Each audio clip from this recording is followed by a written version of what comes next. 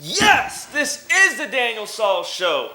Y'all will hear from one of the most underrated sports analysts on the planet. Join me as I dig deep beyond the scores and statistics, beyond the hottest of topics, ranging from football, basketball, and boxing. So get ready to be intrigued and entertained by me on the Daniel Saul Show, where passion meets truth.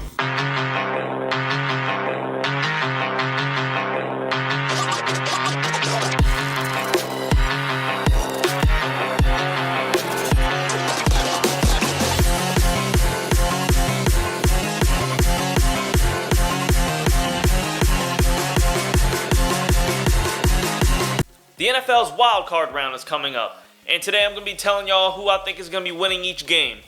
Let's get to my predictions. First in the NFC, you got the Eagles and the Buccaneers, right?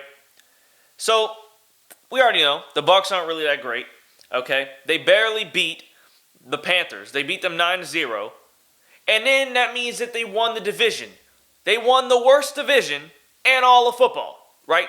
The NFC South is the worst division in football, by all means, right? The Panthers are the worst team in the league, okay? The Falcons head coach, Arthur Smith, didn't know what he was doing. He got fired as soon as the freaking Saints game was over, okay? The Falcons were a big mess. And then the Saints were a big mess. Pete Carmichael, offensive coordinator, don't know what he's doing, right? The offense isn't that great, led by Dennis Allen. They don't even respect the guy. So, to be honest with you, the Bucs got lucky. They won a terrible division. They're in the playoffs. But yes, the Philadelphia Eagles have lost 5 of the last 6 games that they've played. They're not doing great right now. I get it. But it is still the Philadelphia Eagles. They are a way better team than the Tampa Bay Buccaneers. So to me, I feel like this is a pretty easy game to predict. I think it's going to be 32-10. I don't think it's going to be that hard for the Eagles to dominate the Buccaneers. Like I said, it's going to be pretty easy for them. I got them winning 32-10. Now we have the Lions versus the Rams. Besides Puka Nacua, the Rams have been really quiet this season. I didn't even know that they were 10-7 until I saw it. So to me, I feel like the Rams and what they could do, I don't think they're on the level of the Lions. I feel like the Lions, obviously they haven't been great for decades. They haven't been great for so many years, right? They finally are a good team. They finally can get somewhere, led by Dan Campbell, with their quarterback, Jared Goff. Number 1 wide receiver, Amon-Ra St. Brown. They have a great team. I guarantee they're going to do a lot on offense. I don't think the Rams defense is going to be able to stop them. I'm giving the Lions a chance to win this game, so I'm going to give them the edge over the Rams. And I just feel like it's going to be 21-17. I feel like it will be close, right? Okay, it will be close. But overall, I feel like the Lions are just going to beat them late in the game. I feel like the Rams are going to have a lead, and then the Lions are going to go in there, score a touchdown late in the game, and then just seal the deal. Then we have the Cowboys versus the Packers. Yet again, to me, this is a mismatch. I feel like this just is an easy one to decide, right?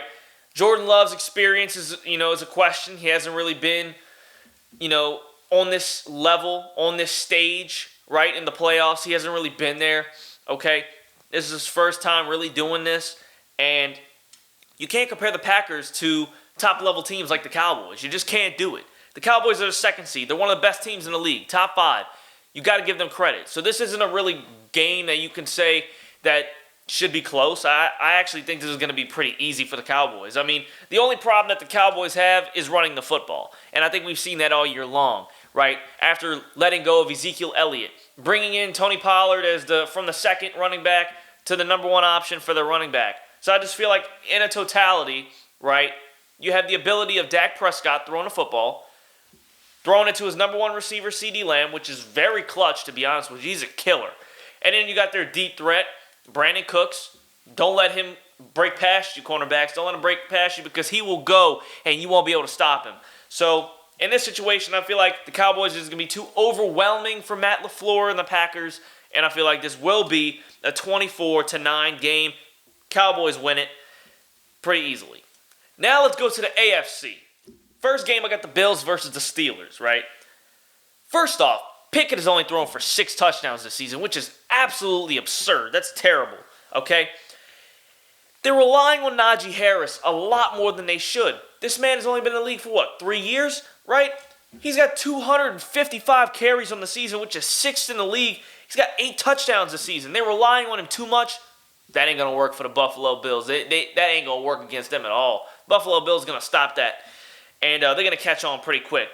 Do I have to remind you that the Buffalo Bills have been on a hot streak? They've won 5 straight games, just coming off one of the biggest games of the season, probably one of the biggest games of Josh Allen's career. Okay, starting off the season 6-6, been a roller coaster. They didn't know if they were going to make it to the playoffs. Then they play against Miami in the last game. It is do or die for them, right? Either they win and get to the 2nd seed and secure a playoff spot, or they lose and then risk staying where they're at, dropping to the 7th seed, or, in fact, out of the playoffs. So you can't not give them credit, right? The Bills are on a hot streak. I feel like the defense is going to easily stop this Steelers team. I feel like the offense is going to be absolutely dominant this entire game. I got the Bills winning pretty easily, 35-12. I think that's going to be a great game to watch, to see the Bills dominate. But like I said, pretty easy game for them. Then we're going to go to the Texans versus the Browns, which is actually a relatively close game to most people. This is probably a 50-50 game. A lot of people say the Texans, a lot of people say the Browns.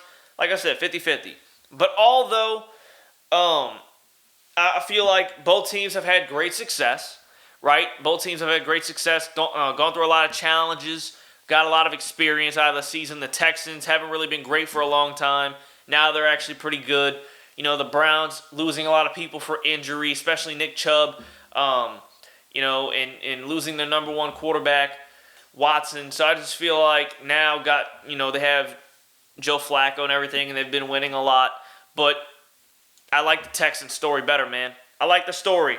You know, they bring C.J. Stroud in this season, picked him up 2nd pick in the draft, and a lot of hype behind him, but not much expectations on him and the team. Because the Texans are the Texans. They are one of the worst franchises in the past few decades. They haven't been great for a long time. And though they finally win the division, right? C.J. Stroud leads them to a division championship, and they win a lot of games. They have a winning record. He did that. It's extraordinary.